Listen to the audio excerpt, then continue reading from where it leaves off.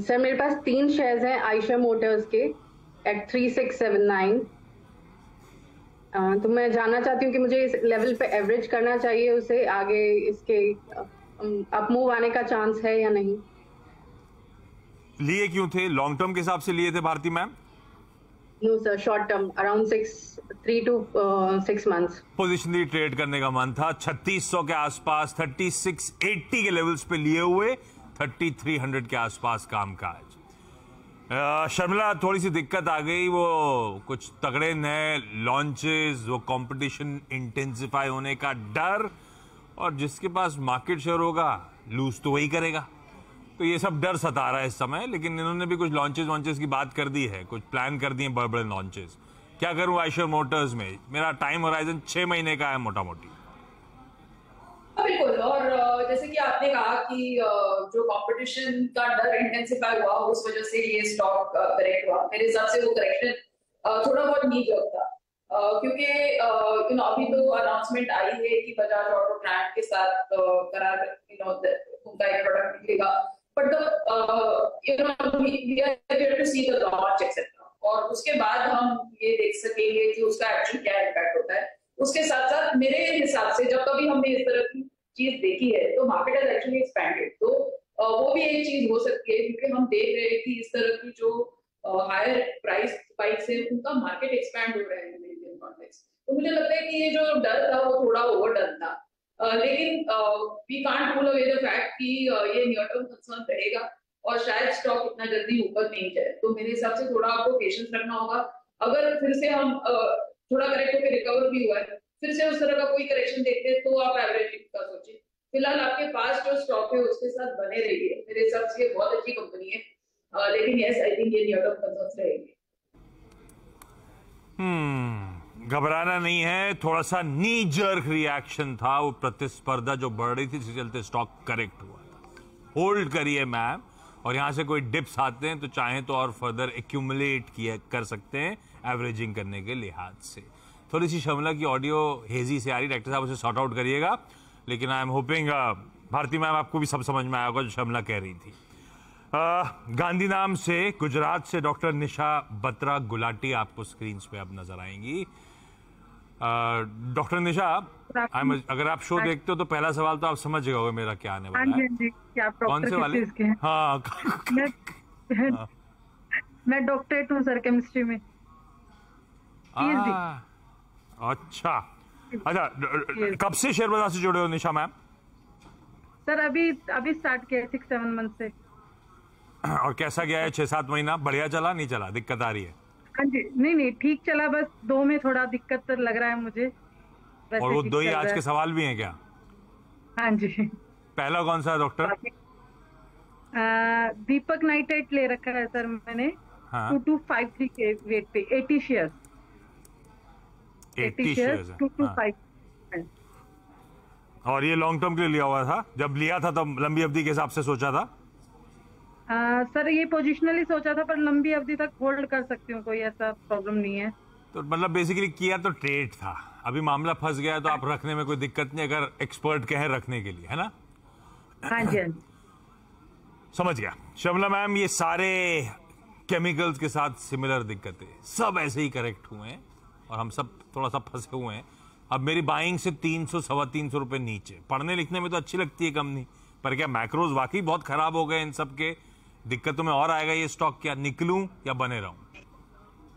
You hit the nail on the head. I think ये पूरा concern chemical space में हम देख रहे हैं कि जिस तरह से करेक्शन हुआ है पिछले एक आध हफ्ते से, जब से ये लगने लगा है कि शायद इस क्वार्टर अगर एक सेक्टर में इनके नतीजे खराब आ सकते हैं तो वो केमिकल सेक्टर है। तो यस आई थिंक ये स्टॉक के लिए भी नियर टर्म कंसर्न रहेगा, लेकिन जिस तरह के उनका केपेक्स प्लान है, जिस तरह का उनका प्रोडक्ट प्रोफाइल है, I am actually very positive on the stock और मेरा टारगेट क्लोज टू 2300 रहेगा। तो वंस अगेन मेरी राय यही रहेगी कि आप लॉन्ग टर्म का सोचें और इन्वेस्टेड रहे। थोड़ा अगर आपको रिजल्ट के टाइम अगर थोड़ा कुछ करेक्शन वगैरह दिखा तो आप एवरेजिंग का सोचें, लेकिन फिलहाल जो आपके पास स्टॉक है उसके साथ बनी रहिए। मेरे हिसाब से ये बहुत अच्छी कंपनी है। जो स्टॉक्स हैं उनके साथ बने रहना है अभी। डॉक्टर निशा, मैं अगली क्वेरी के लिए आपकी आता हूं, मैं लौटूंगा, सबके पास आऊंगा, कोशिश यही है कि आज सारी क्वेरी सॉल्व कर दूं। नई दिल्ली से दीक्षिता ठक्कर मैम। दीक्षिता मैम, गुड आफ्टरनून। मैम, आप क्या करते हो और कब से शेयर बाजार से जुड़े हो? सर, मैं असिस्टेंट प्रोफेसर हूँ आईपी यूनिवर्सिटी में और मैं ट्रेडिंग कर रही हूँ अप्रोक्सीमेटली 3 साल से, 3-3.5 साल से। सिर्फ और ट्रेडिंग? ये स्टार्ट फुल ट्रेडिंग नहीं, मतलब स्टॉक लिया, उसको 3-4 महीने में जैसे ही प्रॉफिट हुआ बेच दिया, तो छोटा मोटा शॉर्ट टर्म में, पर अब इतना होल्ड किया हुआ है। अच्छा, मैं मिस कर गया, असिस्टेंट प्रोफेसर कौन से सब्जेक्ट के हो आप? मैं सर फाइनेंस, टैक्स, लॉ। लो, फिर आपको क्या जरूरत है, खूब छाप रहे होगे आप तो शेयर बाजार से पैसा। नहीं सर, काफी फंसे हुए हैं, इनफैक्ट काफी जगह फंसे हुए हैं। ठीक है। अच्छा, ये बताओ पहले तो आपके घर से पानी कितना दूर है, आपकी ऑफिस से कितना दूर है, जो ये पानी बहुत भर गया है दिल्ली में, आसपास भरा हुआ है क्या? नहीं सर, अभी इतना तो कुछ नहीं है, बिकॉज मैं लाजपत नगर साइड पे हूँ, तो वहाँ उतना पानी तो नहीं है फिलहाल। तो हम चैनल वाले ज्यादा ही दिखा रहे हैं क्या? सर प्रॉबेबली ये लाल किला साइड पे होगा, पर हमारी साइड पे नहीं है। नहीं, सब जगह नहीं आया तो बेटर है। ठीक है, दीक्षिता मैम, पहला सवाल कौन सा? सर, सबसे पहले मेरे पास बैंक ऑफ इंडिया है 800 शेयर्स 99 के, और ये मैंने लिया था 2020 में, जब बैंकिंग में बहुत रैली था, ये शेयर बहुत ऊपर बढ़ रहा था। हाँ। अरे बाप रे, हाँ ठीक है, पहले तेजी वेजी दिखा चुका है, उसके बाद आपने ऊपर फंस गए हो। अब तो धीरे धीरे चल रहा है, अब तो बीच में आपने बहुत पेन पीरियड भी देखा होगा आता हुआ है ना, अब रिकवर कर चुका है काफी। बहुत सर।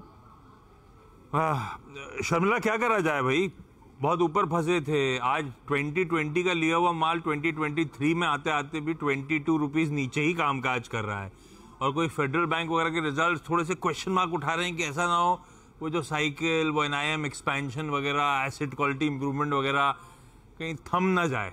वो फेडरल बैंक थोड़ा डरा सा दिया हम लोगों को, ऐसे में बैंक ऑफ इंडिया को लेकर क्या करूं? यस, जैसे कि आपने कहा कि कल जैसे ही फेडरल बैंक के नतीजे आए हैं, हमने और एक जिस तरह से डाउनटर्न दिखा है पीएसयू बैंकिंग स्पेस में, लेकिन मेरे हिसाब से ये गलत लेवल होगा ये बेचने के लिए। आई एम नॉट, यानी मेरे लिए bank of India PSU banking space में फेवरेट स्टॉक नहीं रहेगा।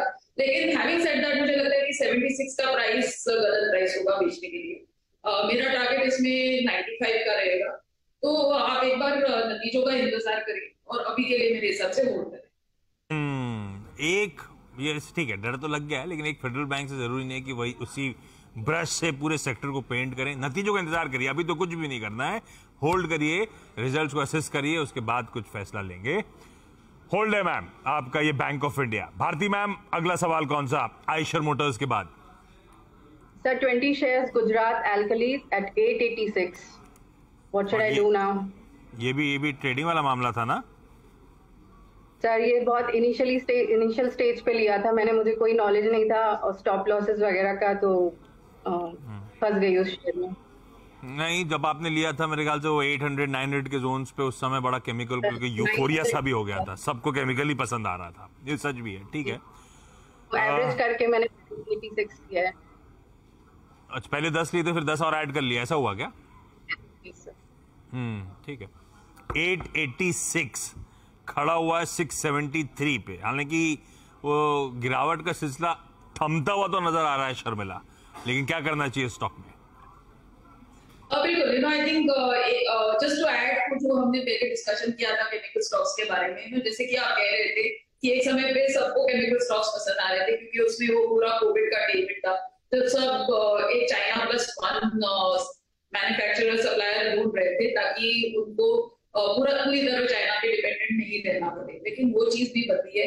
उसके बाद एक ऐसा भी वक्त चल रहा है कि जहाँ से यूरोप के सप्लाई कर रहे थे केमिकल कंपनीज, अब वो भी वो दो tailwind are somehow in the price.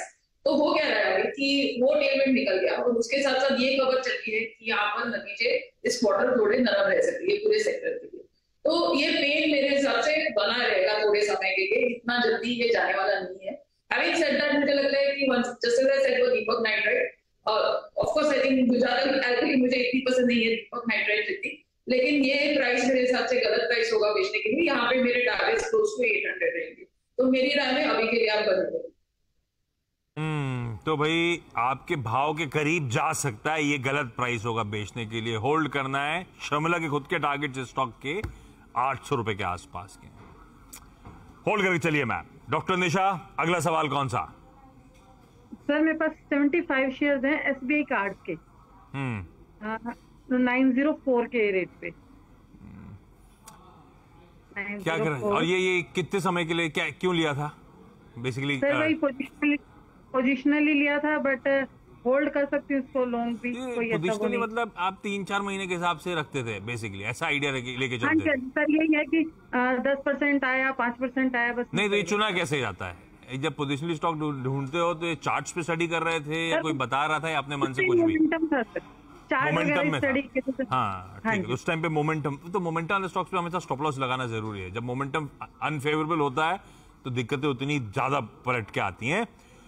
Correct तगड़ा हुआ है, 900-925 के जोन से ही करेक्ट हुआ, लेकिन शर्मिला करेक्शन के बाद अब शायद एक कंसोलिडेशन की तरफ बढ़ चला है। एसबीआई कार्ड्स किस तरह के पेडिग्री है? लिया पोजिशनली था, मोमेंटम चेज कर रहा था, लेकिन अगर अटक गया हूं पोर्टफोलियो में रखने लायक है या नहीं? सर मैं फीलिंग अबाउट दिस, क्योंकि मुझे लगता है ना कहीं अगर आप ग्लोबल कॉन्टेक्स्ट में देखें तो कार्ड्स का बिजनेस थोड़ा डेटेड है, लेकिन अगर आप और अगर हमारा आप आपकी मेरी भी अगर आप सोचे तो वेट भी really use credit cards anymore. हम ज्यादा से ज्यादा payment online, UPI, cashless, cardless, इस तरह के पेमेंट सब करने लगे हैं। Having said that, I think SBI cards, क्योंकि ये सिर्फ एकमात्र ऐसी उसकी लिस्टेड कंपनी है स्पेस में इन द इंडियन कॉन्टेक्स्ट, और उसके साथ साथ अगर आप पेनिट्रेशन लेवल्स देखें, उनके अगर आप नतीजे देखें कि किस तरह से वो और उनके और कार्ड्स दे रहे, तो समझ में आएगा कि यहाँ पर अभी भी बिजनेस बढ़ सकता है और ये इसका वैल्यूएशन ठीक है। तो इस लिहाज से मेरे हिसाब से आपको इसमें बने रहना चाहिए। पर जैसे मैंने कहा, I think in terms of a long term business, this is not my favourite business. ठीक बात। तो अभी करें क्या? अभी होल्ड करें, भाव आए, थोड़ी तेजी आए, निकल जाए, उसके बाद पलट के लौट के ना आए फंडामेंटली स्टॉक को चुनने के लिए, ऐसा? यस बिल्कुल, क्योंकि मुझे लगता है कि अगर आप डेटा देखेंगे तो डेटा सपोर्ट करता है एसबीआई कार्ड्स को। उनका अगर आप डेटा देखेंगे कि किस तरह से कार्ड्स उनके बिके हैं और more customers coming to them etcetera, तो वो डेटा देखकर that's where what we have to look at, right, कि नंबर्स किस तरह है, डेटा किस तरह से, तो वो सपोर्ट कर रहा है, तो इसलिए अभी के लिए आपको बिल्कुल ठीक बात। दीक्षिता मैम, बैंक ऑफ इंडिया के बाद अगला स्टॉक कौन सा? अदानी पोर्ट्स। तो मेरे पास 100 शेयर्स हैं 968 के प्राइस पे, और ये मैंने लिए थे सितंबर 2022। अदानी पोर्ट्स 9, आपने बोला 968 है ना? हाँ जी। सितंबर 22 के आसपास लिए थे, और ये उसके बाद फिर वो खबरें आई थी, है ना, वो टारगेट ऑफ द ईयर के आसपास। राइट, ठीक बात। शर्मिला, क्या करा जाए? गलत फंस गए थे। खैर उस समय किसी को पता नहीं था। अदानी पोर्ट्स तो उनमें से, अदानी पैक में से अगर फंडामेंटली भी किसी को चुनना हो तो सब उसी को चुन रहे थे उस समय भी, तो फंस गए। इसमें तो किसी गलती है नहीं। अब क्या करें, लेकिन 250 रुपये अभी भी नीचे चल रहा है मेरी उस खरीद से। So I think रीजन जैसे कि आपने कहा कि सबको मालूम है कि स्टॉक करेक्ट हुआ, और ये भी हम उसके साथ साथ नजरअंदाज नहीं कर सकते कि यहाँ पर अभी भी थोड़े बहुत कंसर्न्स बने हैं ग्रुप को लेकर, क्योंकि जिस तरह से बातें चलती है कि and there is an ongoing inquiry, supreme court ने भी कुछ कर्जों के दिन कहा है। तो in the light of all these things मुझे लगता है ना कि आपको हमेशा एक नजर उस पर रखनी पड़ेगी। यस, आई एग्री कि अडानी पोर्ट्स में आपको बने रहना है, क्योंकि जिस तरह के वैल्यूएशन है, जिस तरह के नतीजे है, दे डू वारंट कि यहाँ से प्राइस दैट 900 लेवल जहां पर वो था वहां पहुंच सकता है। लेकिन एक नजर आपको हमेशा ये न्यूज पर रखनी पड़ेगी कि एक ग्रुप की न्यूज किस तरह से पैन आउट होती है, क्योंकि ये थोड़ा बहुत ड्रैग रह सकता है ये पूरे स्पेस में। लेकिन if you look at all the listed stocks with in that space, अगर दो स्टॉक्स मुझे पसंद है तो that would be Adani enterprise and Adani ports. तो मेरे हिसाब से उस लिहाज से आपको इसमें बने रहना चाहिए। बट एज आई सेड कि वो न्यूज को आपको ट्रैक करते रहना होगा कि वहां पर क्या और किस तरह से डेवलपमेंट्स होती है। चलिए, इस नोट पर doctor Nisha, Dikshita ma'am, Bharti ma'am, thank you so much जुड़ने के लिए, इस प्लेटफॉर्म पे अपनी क्वेरीज रेज करने के लिए। सॉरी, थोड़ा सा ऑडियो शर्मिला का शायद पता नहीं कितना क्लियर आप तक पहुंचा होगा, लेकिन आई एम होपिंग आप सबकी क्वेरीज सॉल्व हो गई। Sharmila ma'am, thank you so much जुड़ने के लिए, अपनी क्वेरीज बड़े तरीके से, हम सबकी क्वेरीज बड़े तरीके से सॉल्व करने के लिए।